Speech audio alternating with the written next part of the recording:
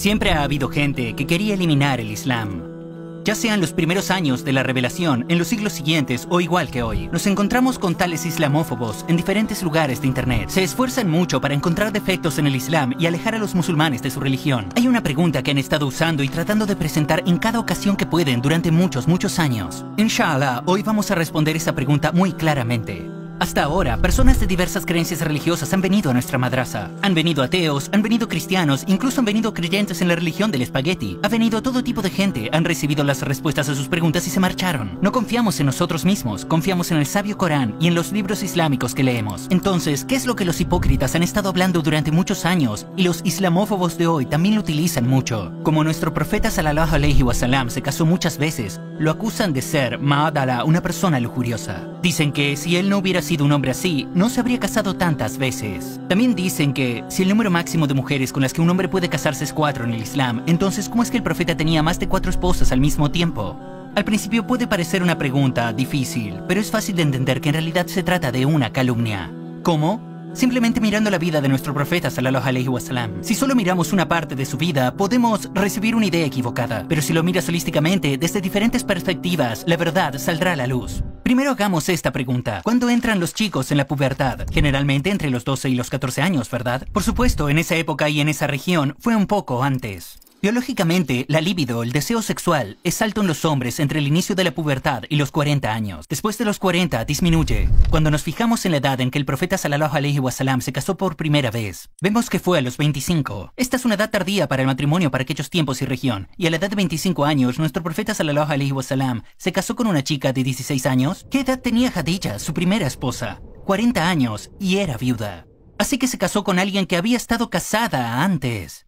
Y ella ya tenía 3 hijos. Además, Khadija le propuso matrimonio al profeta, quien era conocido por su belleza y su ética. Era una persona casta y honesta.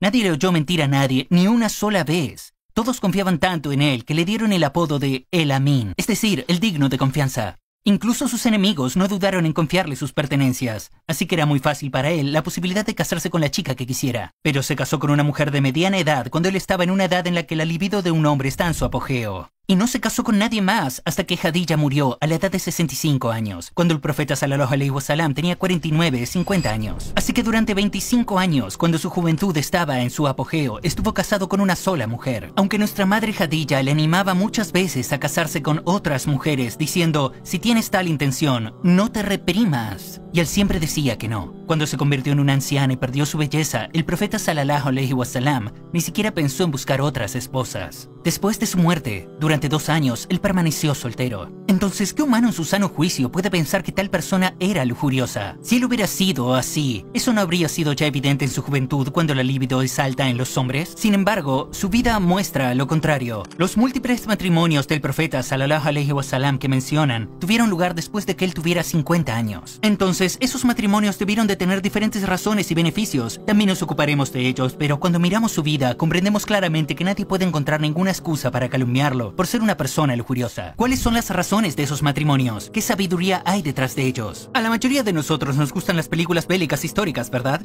En esas películas vemos la costumbre de matrimonios entre tribus y reinos. Por ejemplo, la hija del rey de Escocia se casa con el rey de Inglaterra. Hay muchos matrimonios así y hay realmente innumerables ejemplos de ellos en la historia. Entonces, ¿cuál crees que es su propósito? Alianza.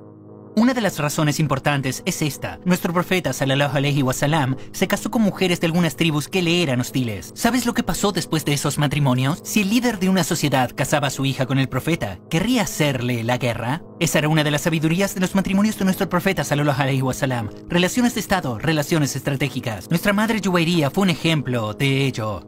También, aunque no hubiera animosidad, porque había una cultura tribal en ese momento, generalmente las diferentes tribus no interactuaban entre sí de una manera cálida y agradable. Eran protectores, siempre en guardia. Y como la misión principal de nuestro profeta, sallallahu alaihi wasallam, era entregar un mensaje, pues era muy estratégico y lógico para él llegar a la gente a través del matrimonio. La segunda sabiduría. Cuando hay guerras, la población de hombres disminuye significativamente. En la época del profeta sallallahu alaihi wasallam, había muchas viudas a causa de eso y por algunas otras razones. Como algunos de los compañeros, nuestro profeta sallallahu alaihi wasallam también se casó con mujeres que necesitaban protección. En efecto, la mayoría de los matrimonios de nuestro profeta fueron con viudas. ¿Crees que un hombre lujurioso se casaría con una mujer de 50 años con 5 hijos por lujuria? ¿Tiene sentido? Quiero decir, ¿no está claro que las intenciones de esos que lo dicen no son buenas y sinceras? Ahora, la tercera razón, y la más importante. ¿Has oído la expresión las esposas puras? Es un término utilizado para las esposas del profeta sallallahu alaihi wasallam. Si le prestas atención, ¿quién se ocupa de nuestra educación, especialmente en casa? Las madres, ¿verdad? No somos conscientes de cuánto aprendemos de nuestras madres. En aquella época, las mujeres de aquellos tiempos también necesitaban tomar lecciones, pero como los profetas no podían darles esas lecciones a una por una, y como las mujeres no podían hablar de todos los temas cómodamente con un hombre, especialmente con el profeta, tenía que haber mujeres en su casa, sus esposas, que veían y presenciaban cada uno de sus estados, para que se conviertan en musulmanas muy entendidas en casi todos los aspectos de la religión.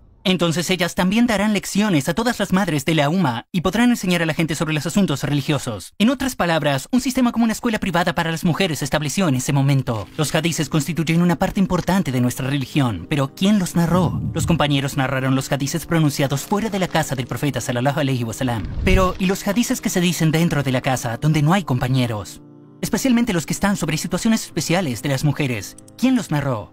Sus esposas. Para cumplir con un deber tan esencial, tenía que haber múltiples esposas que son diferentes entre sí en términos de carácter, personalidad, habilidad, áreas de interés y edad. Puede que te resulte curioso, pero casi la mitad de las normas islámicas y la información proceden de las esposas de nuestro profeta. Nuestra madre Aisha reportó más hadices que Omar y Abu Bakr juntos. En resumen, las razones de los múltiples matrimonios son básicamente esos 3 puntos. Si recuerdas, había otra pregunta. ¿Cómo tenía nuestro profeta sallallahu alaihi wasallam más de 4 esposas al mismo tiempo, aunque el matrimonio de un hombre está limitado a 4 mujeres en el Islam? En realidad, la respuesta es de nuevo estos 3 puntos, pero necesitamos saber lo siguiente. El profeta sallallahu alaihi wasallam tenía más responsabilidades que cualquier otro musulmán. Por ejemplo, puede que te sorprenda, pero la oración de tahajjud era obligatoria para él, lo que significa que tuvo que interrumpir su sueño en medio de la noche, incluso antes de la oración del fajr, y rezar el tahajjud.